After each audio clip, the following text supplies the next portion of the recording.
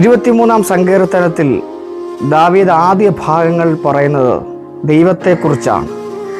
അവൻ എന്നെ നടത്തുന്നു, അവൻ എന്നെ കിടത്തുന്നു, അവൻ എൻ്റെ പ്രാണനെ തണുപ്പിക്കുന്നു.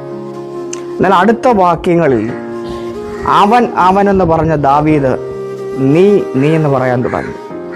നീ എന്നോടുകൂടെ ഉണ്ടല്ലോ, നിന്റെ വടിയും കോലും എന്നെ ആശ്വസിപ്പിക്കുന്നു, നീ എൻ്റെ തല എണ്ണ കൊണ്ട് അഭിഷേകം ചെയ്യുന്നു. ആദ്യത്തെ വാക്യങ്ങളിൽ ദാവീദ് ദൈവത്തെക്കുറിച്ച് പറഞ്ഞു. എന്നാൽ അടുത്ത വാക്യങ്ങളിൽ ദൈവത്തോട് സംസാരിക്കുക. പ്രിയപ്പെട്ടവരെ, കഴിഞ്ഞ കാലങ്ങളിൽ നമ്മുടെ ജീവിതത്തിൽ ദൈവം ചെയ്ത നന്മകളും ദൈവം ചെയ്ത ഉപകാരങ്ങളും കർത്താവിൻ്റെ സംരക്ഷണവും നമ്മൾ ഓർത്തോർത്ത് പറയണം. അപ്പോൾ തന്നെ അതേ ദൈവത്തോട് ദിനംതോറും സംസാരിക്കുകയും ചെയ്യുക. God bless you. ആമേൻ.